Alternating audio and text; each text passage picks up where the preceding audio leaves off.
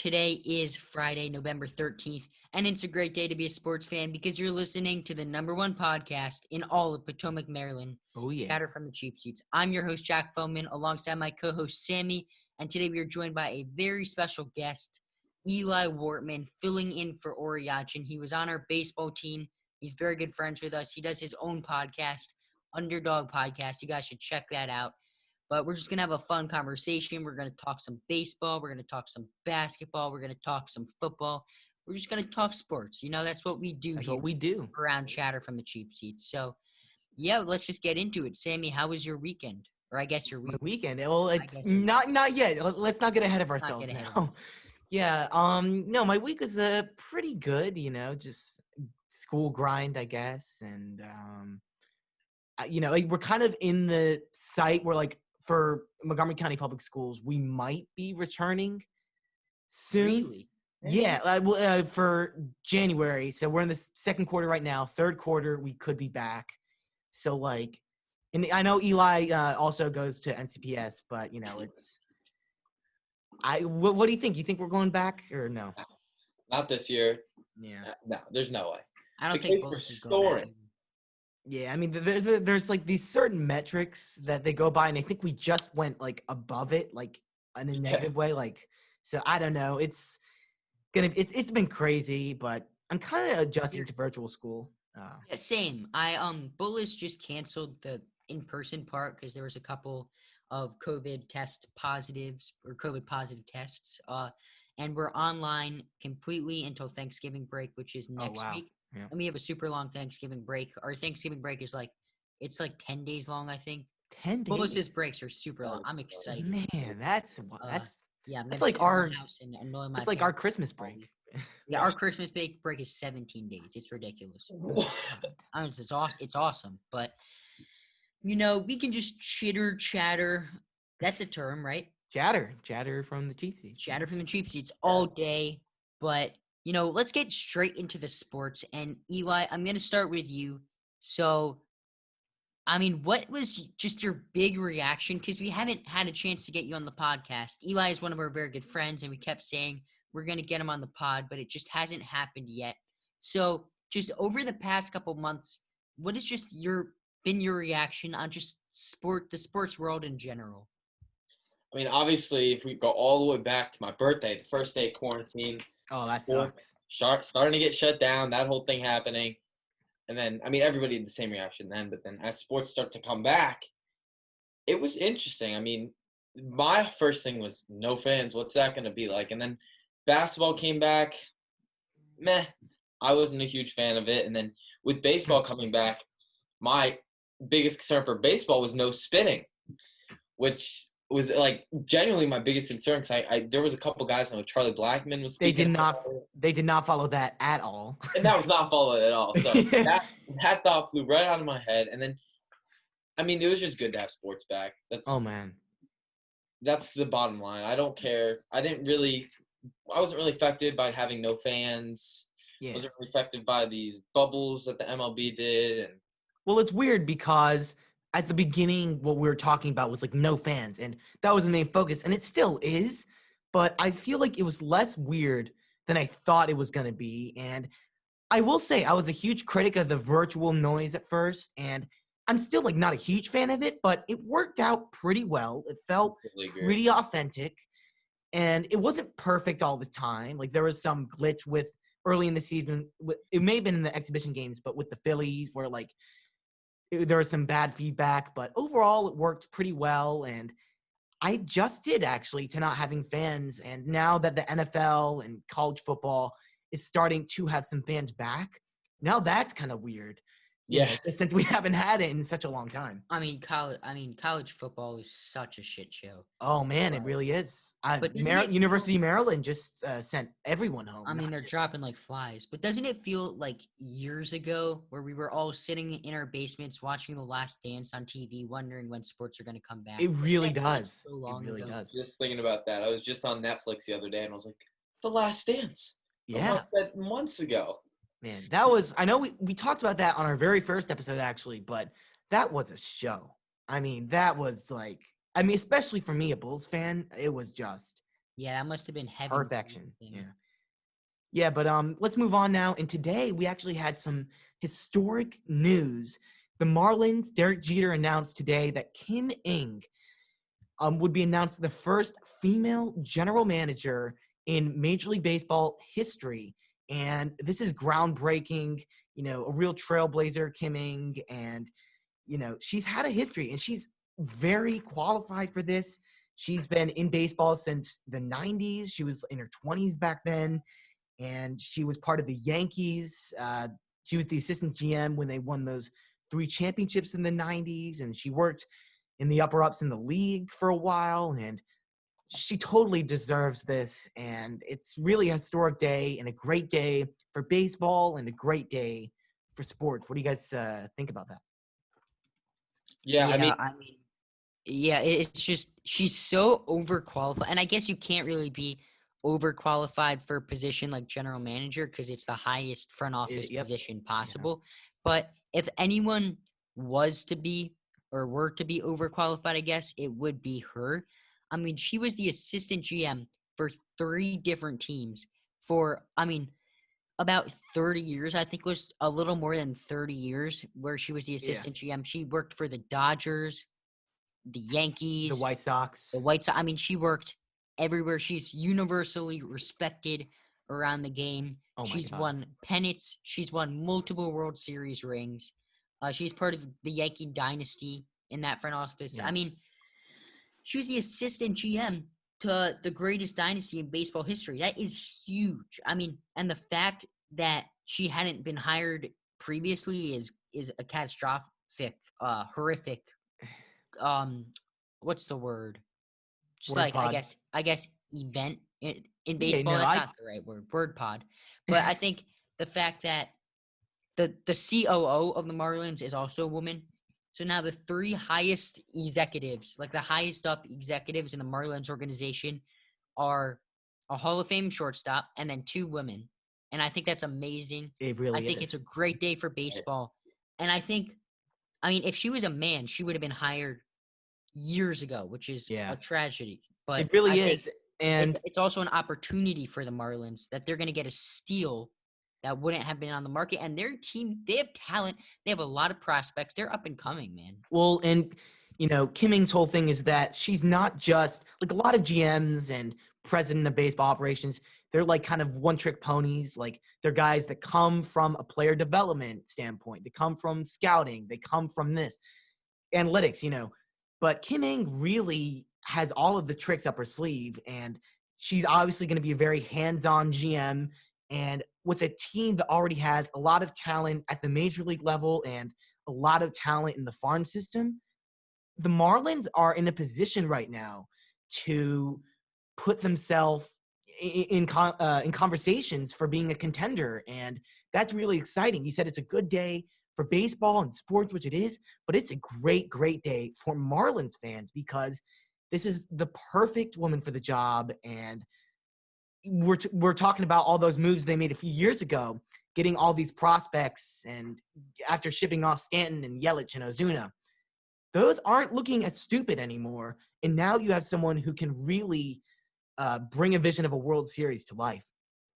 Yeah, Jack said it well. It's been long overdue. She definitely has the qualifications to be a GM. And then going back to 3-4 years, as Sammy said, everybody was giving the middle finger up to Derek Jeter, telling him he's The the worst. worst. Now look at him. And Yeah. now look at him. It's a total different output on Derek Jeter Yeah. as the guy in the front office. And it's just, Also a cool kind of dynamic that, you think Kim Ng, started working with the Yankees in '98. Obviously, that was when Derek Jeter was kind of getting his start. And I mean, think about that. Like, she started with Derek Jeter as a star shortstop, and now Derek Jeter is the guy to hire her as the first female general manager in history. That's a pretty cool thing.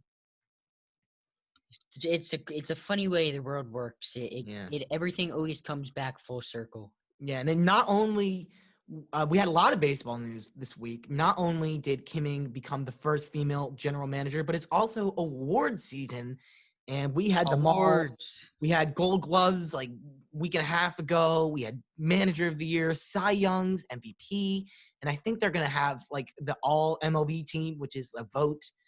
That's coming out soon. Yeah, I'm not I got exactly sort of a sure. hot take here. Yeah, go for it. I think that they should get rid of Gold Gloves. Gold Glove is What like reason? not Gold Glove and Silver Slugger to me, especially Gold Glove, are kind of Because like if you some of the look up, guys who get it. Like you kind of sit there and it's like, really? online, and like there are many stories. If you just look up, like there are many stories. Coaches and the people that fill out the ballots for the Gold Gloves legitimately could not care less. A lot of times they would actually give the ballot to the clubhouse attendant to fill out, and they're just like, "Oh well, uh, so and so he had I know he's a really good fielder. I don't know what he did this year." And it's like the Yankees. It's like the Yankees fans. Yankees fans were very upset that Gio Urshela, me included, did not win the Gold Glove. Who did? Who And was it? It was. it was the guy he played for the Rockies. He was the Oh, Rockies third baseman. I'm not sure his name. okay. I'll look that up right now. But he was a guy like no one ever heard of him before. Or not the Rockies third baseman. Obviously not the Rockies third I was baseman. about to say, Not you know Arenado? Oh yeah, bro. he was not Arenado, but uh he American League third baseman Gold Glove.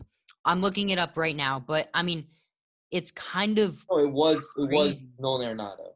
For the NL though. Oh, that's NL. That's But the NL. AL, it was Isaiah Kinner Falefa. Yeah, Isaiah Kinner Falefa. And I mean he played like 10 games at shortstop. He wasn't even a third baseman. But Yeah, I mean, it's like how can the what team did he play for, Eli? I think it says he played for the It's the Rangers. Rangers. Yeah. Yeah. How can the Rangers like coaches and stuff make any judgment on Gio Urshela, who they literally did not watch play a single game?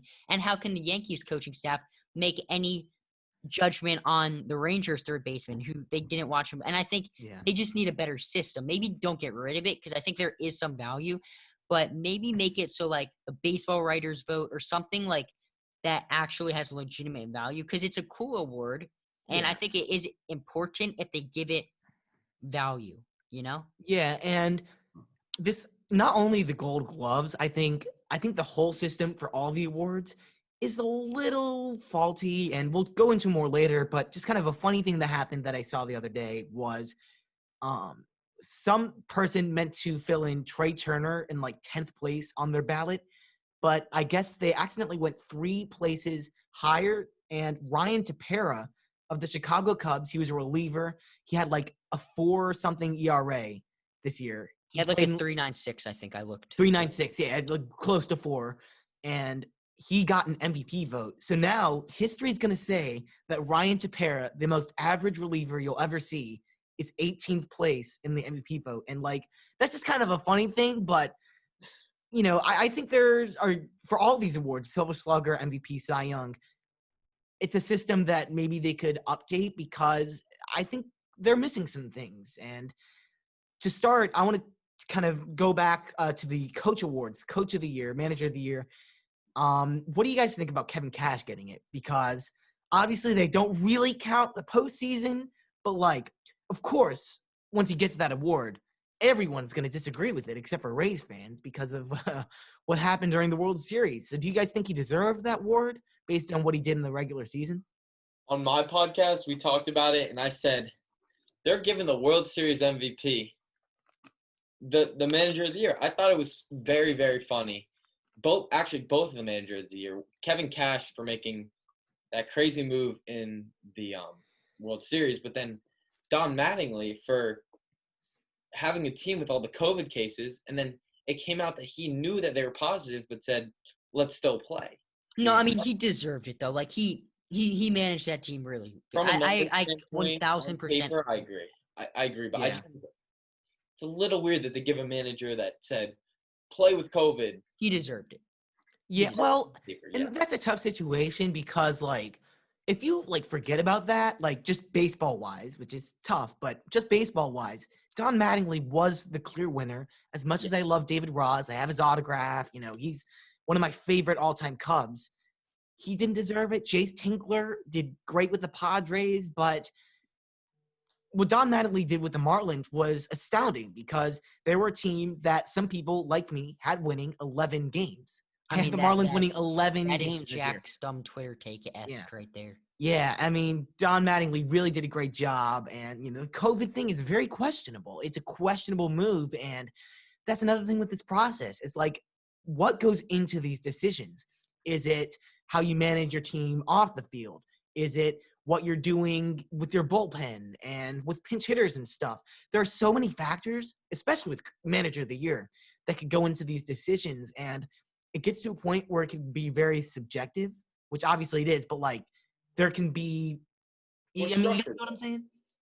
They have a structure to the awards where maybe if you have like a point system or whatever it is, it just makes it so that it's a more clear-cut strategy to picking who wins the awards. It would For sure. legitimize it. It would make the awards have a lot more value. I'd agree with that. And just to be fair to Don Mattingly, I don't think that's exactly what happened. I think the team held a vote on whether they wanted to play. Miguel Tejada said that, and they decided that they did want to play. But it was, I Oh, don't I know the remember that, full yeah. story, but I don't think Don The Mattingly manager. knew that they had, like, everyone on their team was, like, infected. Maybe he knew one or two players, but it's the same thing with the Nationals on opening day. I think that was a lot of the MLB also pushing that game Yeah. with Soto. But I Alright. think, Oh. I mean, just props to that. You got to give the MLB credit that they got through this award. But let's move on now to the MVPs and the Cy Youngs. Let's go Cy I Young first. completely agree with pretty much, I think Cy Youngs, you can't disagree. I think there's no room to disagree. I disagree. I mean, and look, I'm a Disagree. Cubs fan, right? And I'm going to talk about the NL Cy Young. I know Eli feels strongly about this, so I'm gonna sit back and maybe a mini Judge Judy here happens. I don't know. Let's spontaneously. Let's see Look. what happens. Trevor Bauer led Yu Darvish because DeGrom, as great as he was, I don't think he was going to win this award. I mean, definitely, it could have been all three guys, but it was really down to Darvish and Bauer. And a lot of people had kind of eliminated Darvish. A lot of people were beforehand giving it to Bauer. And when you look at the stats, I mean, yeah, Bauer leads in ERA and WHIP and K per nine. Those are like the three big ones. But when you look at almost all of the other more advanced analytics that are maybe a little more telling, Yu Darvish leads. You have FIP, and these aren't even that advanced. I mean, you have FIP. Darvish leads by a pretty big margin. His is 2.23. Bauer is 2.88. Home run per nine. Darvish also leading by almost half a home run. And then you have walks per nine. Darvish leading by a significant amount. And wins. Darvish led the league in wins, which I know Bauer had one of the least amount of run support in the entire league. And he still got 5 wins. I think that's impressive. And look, I mean, I love Trevor Bauer, and I'm not necessarily like trying to say he shouldn't have won it. Trevor Bauer also had more strikeouts. Yeah. Oh, yeah. Yes. Yeah. He did have more strikeouts, but K per nine. I mean, but yes, that's true.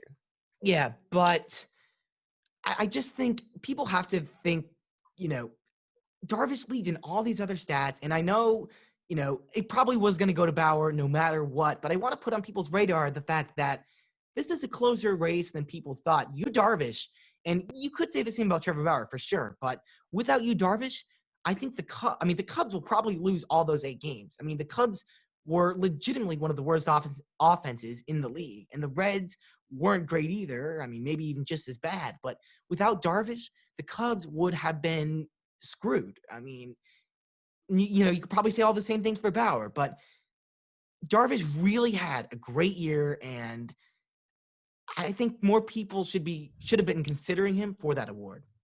I think it was a photo finish. He was a close second to Bauer. He was a close second to Bauer, but Bauer, you look down the stretch. That's what really won him this award. They were talking about it on MLB Network a couple nights ago. Yeah. Down the stretch, he played on short rest. He put his team in the playoffs at the end of the day. And that's probably the separating factor. I mean, the fact that he came out on short rest with your team on the verge of missing the playoffs, I mean, that's heroic. And I love Trevor Bauer. He is one of my favorite pitchers, and it's interesting because both these guys are guys who have huge followings, and a lot of people aren't as aware, but Darvish has significantly more followers on Instagram than Bauer because his following in Japan Crazy. is crazy. I Sure, mean, all the people. Japanese players. I mean, Yu I've Darvish seen him especially. play Yu Darvish Darvish is especially, like yeah. he is worshipped in Japan. He is really a hero down there, and it's just cool when you have two guys with historic great years over the 60-game weird season, and two guys with huge followings. It's interesting. But Sammy, I think Bauer deserved to win. I don't think you can argue that. I mean, the man had a 1.73 ERA. He was I mean, incredible. He was ERA incredible. isn't the only stat, and that's the But thing. it's a very important stat. It's a very important pitcher. stat, but it's the Cy Young, not the ERA title. And I feel like sometimes that gets lost. Sometimes that's the easiest stat to look at. It's, right there. And I think, and I'm not trying to criticize the people who vote on this and the Writers Association, whatever, but I think a lot of people, when they're making their judgment, look at ERA and they're like, who had the lowest ERA? Bauer, Cy Young. And that has to be taken away. And I think more people have to be made aware that there are a lot of other stats that we need to look at. And that's why I think it was a closer contest than maybe people thought it was for this Cy Young. But I think I agree with Sammy. I think it's closer than the writer showed, and I think that although I'm not a big numbers guy, those advanced stats, if you didn't watch the games, do tell a story. They tell a story themselves. Yeah. And if he's got all those and Bauer's got the few biggest ones, without watching any of the games, it's probably a close race going to Bauer a little bit. Yeah, but I mean, you can agree to disagree on this. I mean, and you're really splitting hairs, yeah. Yeah, well, to the qualifying offer. Last thing, one last thing, Eli. Who has better vlogs, Bauer or Darvish? Probably Bauer. Gotta go with Bauer. Bauer and Darvish has pretty good ones. Greatest things to happen to baseball in recent years. But before we move on, MVP. What do you guys think? I mean, you guys agree with it? Really need to touch on that. I think it's pretty. I mean, I agree with Jose Abreu. I agree with Freddie Freeman. I don't think. Oh, that's actually interesting to me because being a Yankees fan, DJ. I think a big thing was DJ missed 10 games of the season, which I mean the Yankees went like 2-8 in those games, which says a lot. But I think DJ deserved. Deep down, Jack is a little bit sad that DJ didn't get it. Yeah, I mean, there's the Yankee bias is crazy. We saw it in 2017 with Judge. It's crazy. But let's move on now to the qualifying offer news. Now, DJ LeMahieu rejecting the qualifying offer comes to no surprise to me. Really? As a Yankee fan, this has not changed my mindset on DJ whatsoever because there's no way that DJ would ever accept that. He would have to be stupid because he's going to get a 4-year deal for $20 million a year. Now, Stroman interests me. I don't think Sandy Alderson wanted Stroman to accept the qualifying offer, but now that he did, he's like, well, okay. I mean, you have the richest owner in sports. I mean, okay, I'll pay. Hey, Marcus Stroman wants to come in. Marcus Stroman can come in. Now, last season, this would be the big Mets offseason move. This season, they're just getting started. So, and it's clear that this offseason that the Mets are going to be huge players and they're willing to spend. This Stroman thing did surprise me. I kind of thought that he was going to test free agency and see what he was worth. But he stays with the Mets, and the Mets are a team that are going to be spending a lot of money, like I said. And there are a lot of good free agents in the market, and a lot of them could end up with the Mets. Realmuto is one that comes to mind for me. I really think the Mets are the best suit for him. I think the Mets would love to have him. And even guys like, Charlie Morton, Michael Brantley, Marcell Ozuna, these are all guys that the Mets have the money to pay for because you have all these other owners, 29 other owners who have gone through this horrible year where they're losing millions and millions of dollars. And then Steve Cohen comes in and he has this big batch of money. He hasn't lost anything. He has a lot of money to spend. And the Mets are kind of way above everyone else this offseason. And if I'm going to make a prediction, the Mets are going to dominate and put themselves into contention next year. Yeah. I really like Stroman accepting the offer right after he watches the Steve Cohen presser, which I thought was really cool. And he was like, this is my guy. I know it now. This is really cool. And then going back to the LeMahieu thing, I really liked what you guys said last week on the pod with McFly is his name, right? Joe's Joe's McFly. McFly, yeah. Yes. Yeah. I thought what you guys said was interesting, but also just really kind of ideal for what their off season could look like with them. But yeah, the Mets are in the Nats division, but Yeah, that's got to be tough for you, yeah, Eli Nats fan. I mean, it's tough. Yeah. yeah. They I mean, what are you thinking about the Nats this year? Just to kind of go a little bit off topic, we'll get back. But what do you think? I mean, it's going to be a tough division. The Mets are going to be players. The Phillies are going to be players, and the Nats are coming off this horrible year. Do you think you guys are going to be right back where you were in 2019, or do you think it's going to keep going downhill? It depends on our pitching staff. It did in 2019. It did in 2020, and I expect the same again. This last season, we gave up basically the first week. As soon as Strasburg went down, it was over, and that was fine with me. 60-game season. Whatever. Yeah, after you win a World Series in a 60-game season, I can imagine it's just kind of like we're fine. Care. Yeah, but this year, are you kind of like, all right, we have to get back to winning? Yeah, I mean, you're looking to get back on track. I mean, Turner and Soto were incredible this last year. Oh, man, yeah. I mean, it's funny because the Nationals' offense was perhaps better than it was in 2019. Yeah. It definitely was. I mean, Turner and Soto were playing MVP-level baseball, which is just crazy. And if you could get Strasburg back healthy, Scherzer back dealing, how he should be dealing, the Nationals can be a scary team. And the NL East, it's been an interesting division for the past few years, but it's going to be even more interesting now with the Mets' big players. The Nationals are talented. The Braves have this amazing offense looking to capitalize on some free agent starting pitchers. I mean, it's going to be probably the most interesting division in baseball, in my opinion, over these next few years. A lot of great teams. But let's get back on track and let's move on to Tony La Russa. And with Joe's McFly last week, we talked about our bewilderment with this move, and it gets even worse. Not only did they hire a 76-year-old who had already been named to the Hall of Fame, who hasn't coached in years, but they named him knowing that he had a DUI. His second one. His second one? I didn't even know that. I mean, the first time he said it'll never happen again. I mean, that is wild. That is wild. I also loved how he pulled out the old Hall of Famer card. He said, hey, Sonny, I'm a Hall of Fame baseball guy. He said, I can just imagine Tony La Russa driving his car, had a little bit too much to drink. He's a little bit tipsy. Yeah. He sees he pulls over. He's like, son, I want you to know something before you give me this ticket. Look at this ring. You see this ring? I earned this ring. I am a Hall of Fame baseball person. Hall of Fame baseball person. You want to know that, Sonny? What a guy. Wow. Very, very interesting impersonation of Tony La Russa by Jack. Bravo. But, I mean, if I'm I'm a North Sider, which, thankfully, but if I'm on a White Sox fan right now, my hands are in my head, my head, word pot, my head is in my hands. I'm just like, what? Because you just had a great year. You made the playoffs. You didn't do what you wanted to do in the playoffs, but you have a great foundation on which to build upon.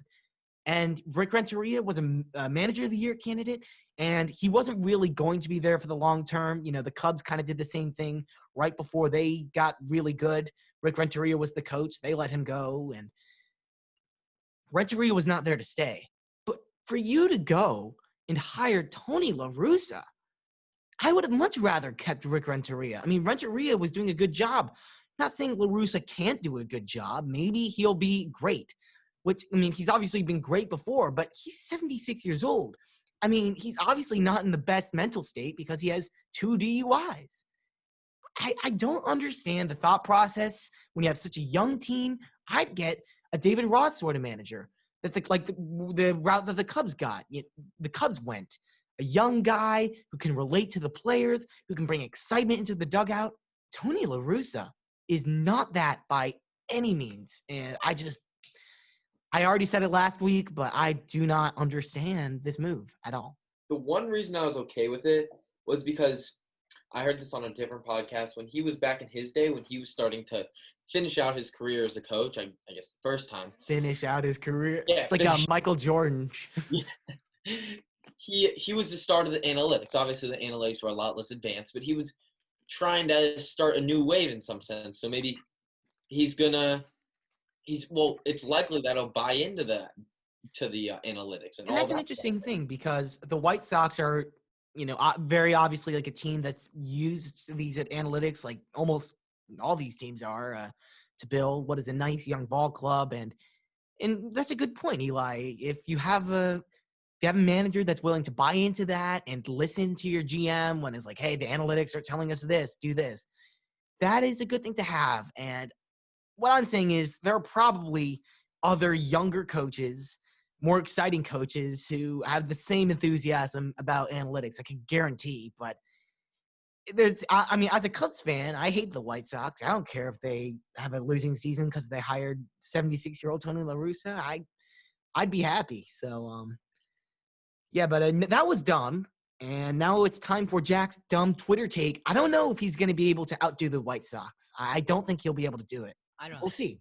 Sammy, I got to say, I love you saying, well, that was dumb. I think I will.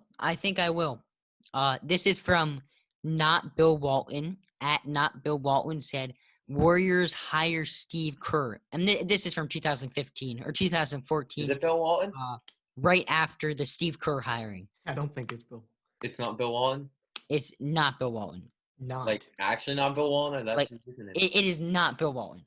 This is it's like, it's not Bill I'll Walton. believe you. Eli's a little sus right now. Yeah, not a logic pod. But it says Warriors hire Steve Kerr, so they go from one NBA analyst to ... another NBA analyst. What could possibly go wrong?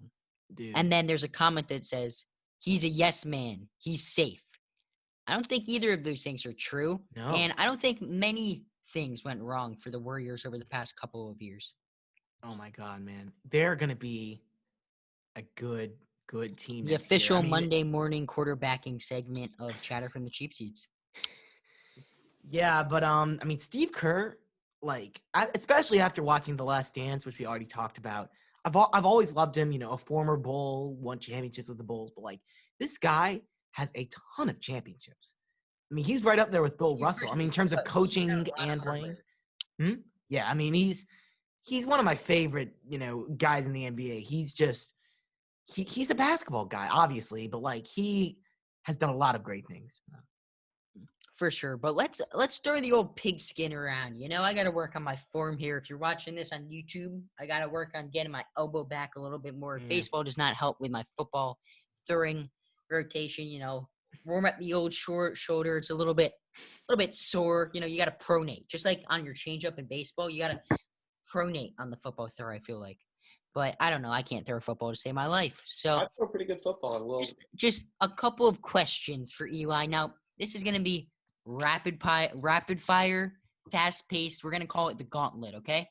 I'm going to ask you a couple of questions, and I just want your immediate answer. You don't have time to think about it. You just got to go, okay? And this is all from week 9. Week 9. After beating Seattle, who are the Bills, and what is their identity as a team? They're good, but they're not that good because they can't run the ball. The Bears continue on a downward trend. What is going wrong, and can they turn it around and make a deep playoff run? Yes, because they just gave play calling abilities to the offensive coordinator. Yes, I do want to talk about that a little bit later, but Dalvin Cook explodes for another huge week. Do you think he's a top 3 running back in football? I don't think he's even human. Dalvin Cook is the best running back in football right now. Yeah. Yeah, that's. I'm sorry. He's on my fantasy I'm not saying, team. Dude, this man is getting fantasy-wise, 40 points every week. You think if Christian McCaffrey next year, C-Mac has a fully healthy year and Dalvin Cook has a fully healthy year, you think Dalvin Cook will be a lot better than C-Mac? Yep. Yeah, he could be. I think he could be. A lot better. I think he could be. Dalvin Cook is the complete package. And I love Christian McCaffrey, don't get me wrong, but have you watched what this guy's doing? His Listen to past 2 games, he has like 10 touchdowns or something. Hey, I'm not doubting. Actually, that's not a real I think stat. he's but- up there. listen to I'm this not. I'm stat. not doubting that. With 8 or more guys in the box, his PFF rating is the highest. It's 90 out of 100. I just have to throw this in here real quick. Florida State product. I just gotta say that. That's true. Yeah, that's like me with some Kentucky basketball players every now and then. But yeah, Dalvin Cook, man, is electric. He's one of the fastest guys in the league. He's elusive, and that stat that Eli mentioned is really interesting because that's when a lot of running backs obviously struggle. A lot of guys in the box, not a lot of room to do stuff. But Dalvin Cook not only is fast when he has open space, but he can make space when you have a lot of guys around you. And that's why he's so successful. And that's why he's getting me like 40 fantasy points a week. Thank you very much, Dalvin Cook. Very much appreciate it. Sammy, you kind of messed up the gauntlet a little bit here. Let's go. I messed up the gauntlet. Last question here. The Saints absolutely obliterate the Bucks. Is this a big turnaround win for the Saints? And do you think they have any legitimate shot at a Super Bowl? No. And same thing with the Bucks. Do you think the Bucks are still a Super Bowl contender? And do you think this loss is kind of meaningless, or do you think this really shows their true identity as a football team? Saints, no, because they've only thrown the ball downfield. They've only made plays on balls thrown downfield 3 times this season. But now they're getting Michael Thomas back, who has one of the best catches ever. Slant boy. I don't care. He's slant boy. Wow. You want Okay. Look, I like the Saints. I really like the Saints because they've been a successful team for so long. And Drew Brees has never been a guy to throw the deep ball. That's not changed. Drew Brees has not changed. And they showed. I think I picked them to win the Super Bowl. Before they're up there, and they handed it to the Bucks. I mean, that Bucks defense I'm concerned about because their offense was not the thing that was winning that team games. It was the defense. And after you give up, I don't know what it was, like 30-some points to the Saints, I'm concerned. And the Saints are a good offense, but, that's not a good night for any defense to have against any offense. And if the Buccaneers defense cannot be good, that team is not going to be good because the offense has been extremely, in my opinion, underwhelming. And funny thing, Antonio Brown, as soon as he gets into that locker room, they lose by 30 points. That's just funny. Funny. Yeah, but coincidence, huh? I want to circle back. You were talking about the Bears, and I just want to say how happy I am today. Today is a great day to be a Bears fan because Matt Nagy is no longer calling plays, and that is just absolutely huge. And I was confident that the Bears were going to be able to make the playoffs with Matt Nagy because our remaining schedule is not good. We play the Packers twice. Besides that, we don't play any good teams. We play the Vikings twice. We play the Lions. We play the Jaguars. There are a lot of not very good teams that we have playing. So with that being said, even if Nagy's horrible play calling on the offense sticks, we'd be fine. But with him gone, how you guys don't understand as a Bears fan watching this week after week, it's devastating because he just causes we're these Giants fans. We're Giants fans. You kind of get it. That's true. You guys probably understand more than anyone. But it's just frustrating. Last week against Tennessee, we have a pretty nice opening drive. We throw it down the field. I'm like, okay, this is how it's supposed to look. We're at the 35 at the opposing side's 35. We're in field goal range, and it's 4th and 1. For some reason, he decides to go for it on the first drive of the game. We don't get it because Montgomery's not that great, and our O-line's absolute garbage. And after that, we don't do anything for the next, 2 hours of the game until, the very last 5 minutes. It's frustrating. These runs up the middle, these screenplays that get nowhere. It's so frustrating because I can see it's an offense with playmakers that have talent. You have guys like Allen Robinson, who's a top 10 wide receiver in the league. Darnell Mooney, who's having an incredible rookie season. Not going to be an offensive rookie of the year, but he has been extremely impressive. Anthony Miller has nice hands. Montgomery, when he has room, is a decent runner. Our O-line is horrible, but that's another issue. And, Foles has a decent arm. Trubisky, now I'm starting to think it wasn't really his fault. The play calling has been horrible. And, I mean, the O-line is just injured and bad even when it's healthy. So, but now that we have a different guy calling plays, I think we're going to start seeing more risk-taking, more throwing the ball downfield, and less runs up the middle. Thank God. I like Foles. He's an Arizona guy, so I like Foles. I mean, like, I've been watching, and, like, a lot of the stuff isn't his fault. Most of these bad throws that he's making is when he has 2 seconds to throw, like, not, like, 1.5 seconds to throw the ball, and he just kind of throws it away. I mean, it's really our O-line's fault. When he has an adequate amount of time to throw, he's making the plays. He's has an arm. He fits the ball into pretty tight pockets every now and then. I mean, and Trubisky was honestly, before he got benched, doing a lot of the same thing. It comes down to our O-line is horrible and the play calling with that. Now you eliminate one of those variables, hopefully. And I'm hopeful that we'll be able to kind of turn this around and hopefully make the playoffs. I mean, agree. Sammy, you were riding high on the start, and now I was. Bears have kind of Hey, rightfully so. And back to earth. But let's make our picks now, Sammy. all right, picks. Let me take a look, and I'm going to go with my lock first. And I hate to do it. I was just talking about the Bears. I'm a huge Bears fan, but the Packers have a very favorable matchup this week. They're playing the Jaguars, and it's tough not to take this game. I mean, I was just looking down the list of games this week, and it's like, what other lock pick could you make? I want to avoid picking the Packers because I hate them, and I don't want to root for them to win. But you're playing the Jaguars, who since week 1 have been god-awful, as we all thought they were going to be. No talent on that team. And the Packers are the complete opposite. They have talent everywhere, you know. You have Aaron Rodgers, Devontae Adams, who is also having a monster year, and a defense that has been pretty consistently good. Jaguars do not stand a chance, and hopefully I don't end up on Jack's dumb Twitter take, because I would hate to pick the Packers to win and they sell me. Another reason to hate them, but hopefully they win. What's the spread? 13 and a half? It wasn't quite that much. I think it was roughly 9. It is. I think mine says 13 and a half. Let's see. Packers. The spread is -13. Okay, wow. Yeah, it's tough not to take that. I mean, that's a lot of points, though. Yeah. But And, we'll see. The Ravens, for my lock, I have the Ravens over the Patriots. I think that the Ravens are going to have a bounce back week. I know they won, but I'm just saying they've looked sluggish the past couple weeks, and I think the Patriots are so bad. They almost lost to the Jets. Cam Newton, Bill Belichick only has Cam Newton doing checkdowns because he's afraid he's going to fumble or throw a pick. And I think this is a lock. I mean, what else? It's self-explanatory. But Eli's going to make some guest picks. So Eli's going to help you guys win some money. He's an expert at this. If you guys want to win some money, you should fade Eli's picks.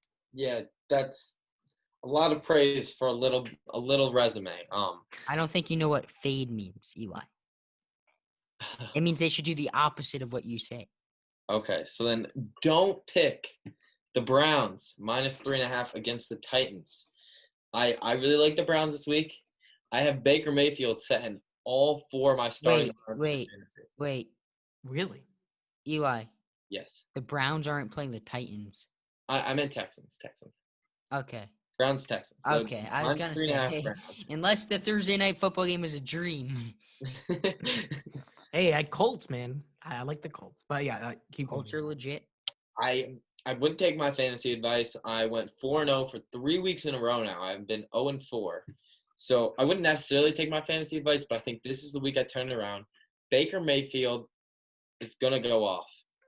I never like counting on Baker Mayfield, because I feel like whenever you count on him to do good, he does bad. Whenever you think he's going to do bad, he does great. Like, he's the most like inconsistent guy in the world. And I wouldn't necessarily count on Baker Mayfield, but I think the Texans are just a disaster.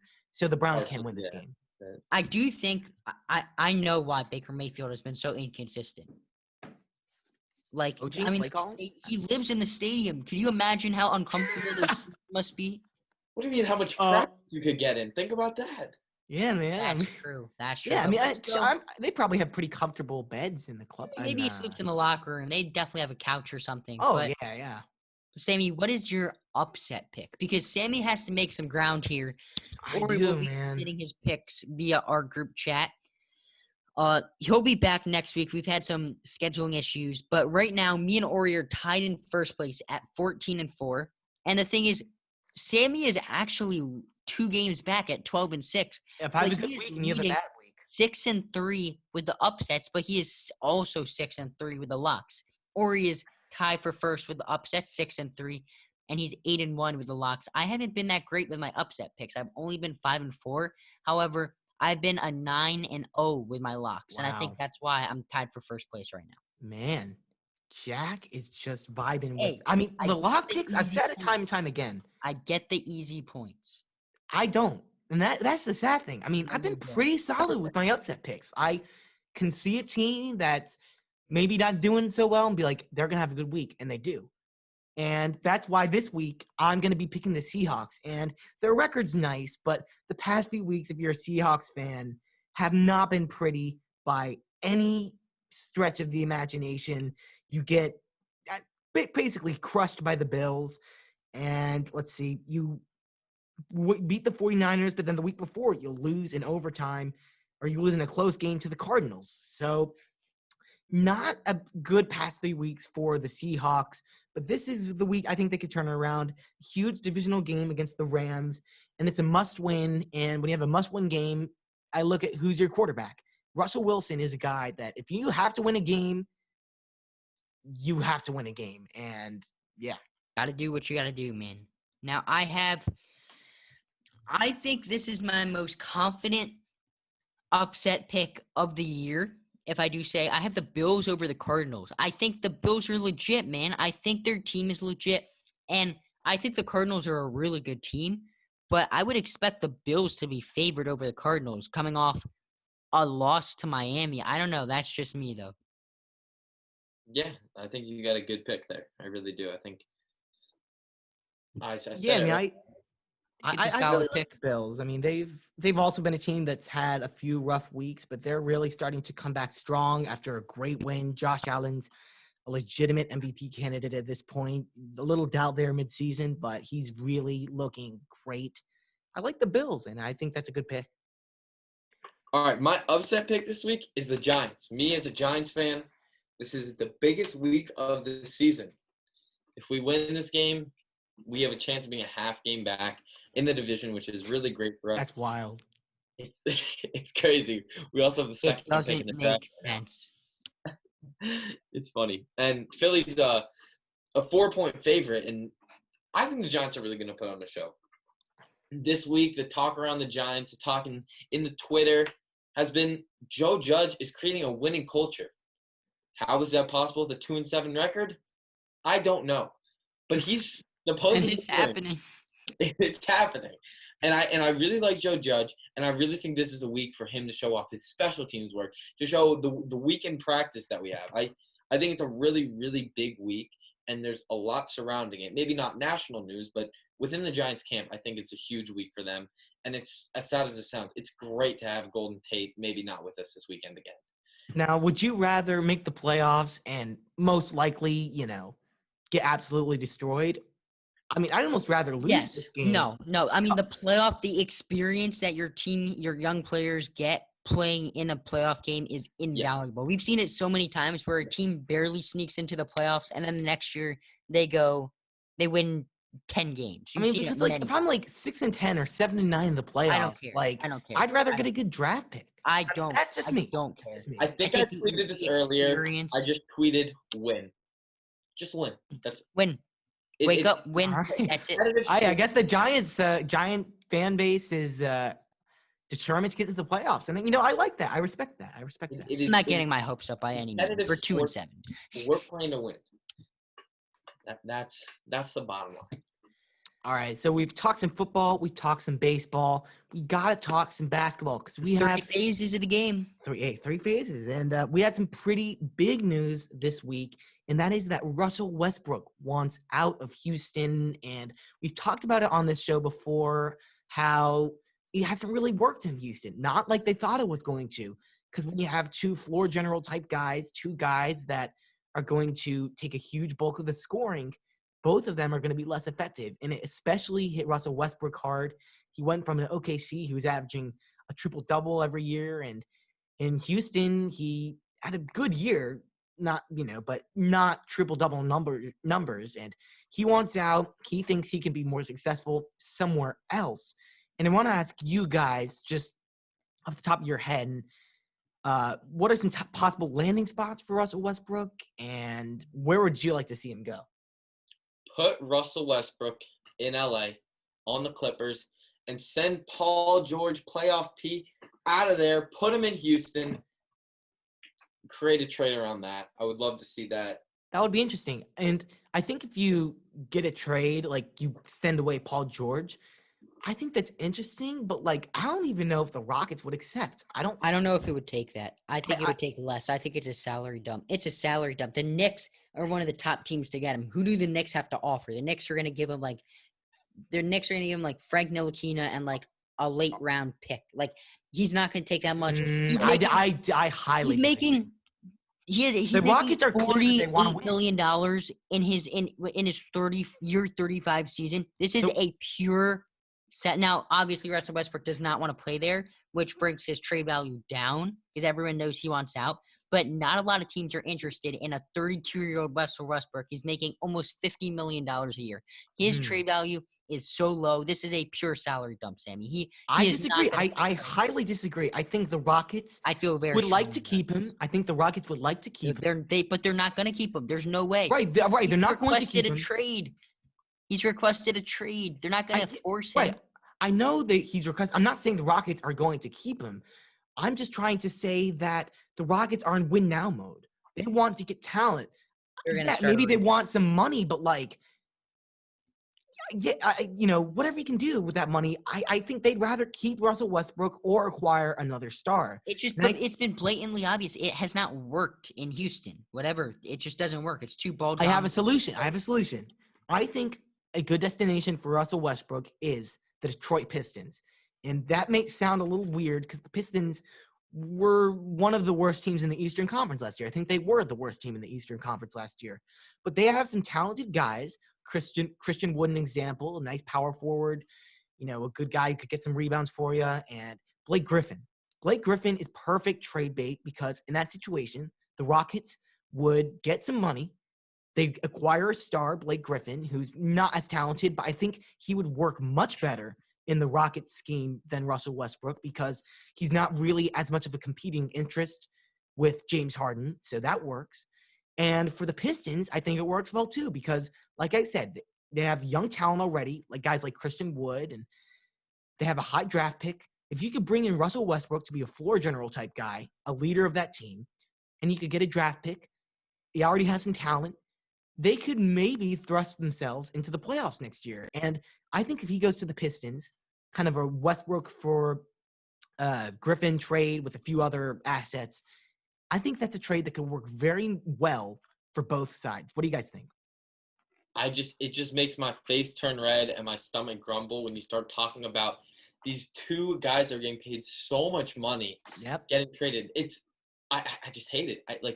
So much money invested in both of those guys, and although it kind of sounds logical in a sense. Yeah, I mean, you kind of have to acknowledge you made a mistake and have to work around it, right? It's just so much money.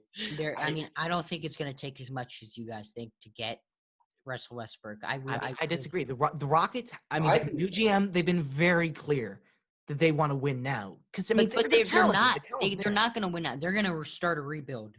No, they're not. Yes, they are, Sammy. They have proven that they can't win with their team. It would be stupid to try to win now. Even if they get Paul George and Blake Griffin, they're still not going to compete. The new GM, Raphael Stone, has said explicitly that he wants to win now, and the Rockets are. As before Westbrook. What GM isn't saying that? What GM is saying let's lose? That I'm not. But the Rockets are like a team that can legitimately win. I think you're both right. I know a couple years ago when they were getting LeBron, the Lakers traded away some assets, but they got money. They got stuff in return. So I think they could maybe unload a Westbrook, but then bring in some other role players to play around James Harden. But I mean, you're comparing role players to LeBron James. No, I'm not. No. When they were bringing in LeBron, they traded away like Mo Wagner and a couple other guys. No, Lonzo Ball. I know, but I'm saying you're saying if they Yeah. trade away Russell Westbrook, they can get a player in return and compete. But I don't think it's possible. I don't think there's any legitimate chance for the Rockets to have a legitimate shot to beat the Clippers or the Lakers in the West. I I mean, don't see that happening. I mean, maybe not. Maybe they won't They're beat just them in the not good West. But I enough. mean, if they could get to the Western Conference semis, They- I mean, they take that, and I think they're They- easily capable to do that. James Harden they're is the one of the third best best players team in in the West. basketball. If they Maybe. could acquire a guy like Blake Griffin, a star that has proved himself already in this league, if they could acquire a guy like that who fits much better in the scheme. I mean, I think the Rockets are almost better off without Russell Westbrook. I mean, I think that's clear. As long as they get another star that fits better, like a Blake Griffin, I think it works out. I mean, I don't like the Pistons guys. I think I'm a Bulls fan. We're in the same division here, but I really think that is a trade that would work very well for both sides. And like Eli said, it's logical. Jack, think of it this way: last year, the Thunder, they had Paul George, and then they traded him away. They got Chris Paul, and then they put players around him. They make the playoffs. Exactly. Chris Paul and James Harden aren't the exact same player, but if you get James Harden, fill him with some role players, I think you could actually have something there, and you could be in a win now mode and also offload that big Westbrook contract. Yeah, I mean, I agree. The Thunder are a perfect example, a good team. And like you said, Chris Paul and James Harden aren't the same guy. James Harden is much better than Chris Paul, just all around. So when you Not even surround a close. star of that magnitude with maybe another star that fits his role, unlike Russell Westbrook, who's another star that just clogs things up, Why'd they bring him in? I don't understand it. I don't know why he would have wanted to go there in the first place. He's always been a guy who loves being the premier scorer. I mean, you look, as soon as KD leaves Oklahoma City, he starts putting up astronomical numbers, huge Sure. numbers. Like Russell Westbrook doesn't love playing with stars. And I think Harden would like maybe a power forward, a center, a big man like Blake Griffin. And I think there are some other situations, other teams that can be a player. I think the Bulls are like a far-fetched maybe. And I'm kind of clinging on to hope. I mean, I'd easily trade away like a Larry Markkinen and a few draft Third little picks to guy. get Russell Westbrook because the Bulls are a team that with a guy like that could, I win don't some I don't games. want Russell Westbrook. I don't. As As The Knicks Knicks fan. No, yeah. As a Knicks fan, I would not. I think it's too much salary for a 32-year-old Russell Westbrook. But let's move on now to the final topic of today's show. We're going to do a quick NBA draft preview. I think the most interesting storyline in this year's NBA draft is LaMelo Ball. Now, Yes. Eli, where can you envision LaMelo Ball's career 10, 15 years from now?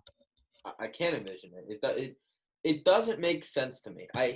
We followed him through his high school career, and he just, for whatever reason in my brain, he just looks like this player that just is playing pickup basketball. I watch him on Spire. I watched him in Lithuania. I don't get it. I don't know why he's gonna go first, second overall. Might have a great skill set. I'm not an NBA recruiter, but just his whole life just doesn't make sense to me.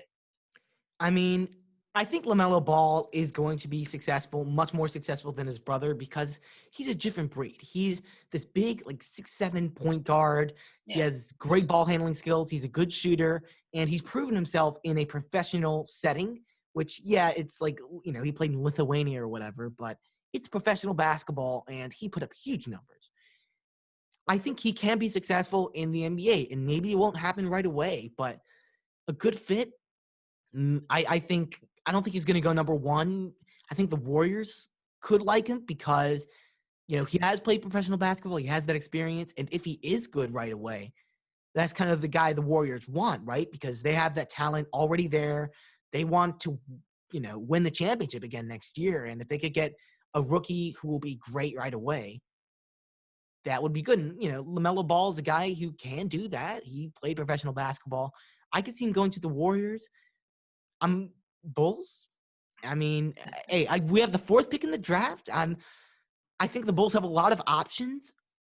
As a Bulls fan, maybe not, because I think you have to trust Colby White at point guard position because he was really balling out at the end of the year. And I guess when you have the number 4 pick, it's take whoever's the best available. But, you know, I'm a little iffy on that for the Bulls, but I think the Warriors, he'd be a perfect fit.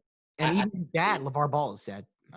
I think it's weird for the Warriors just because, I mean, it's similar to obviously a much different setting, but to a Westbrook move, bring another premier ball handler, and you already got Clay, you already got Curry, and they're both in the backcourt. I don't know why you would bring in another ball handler.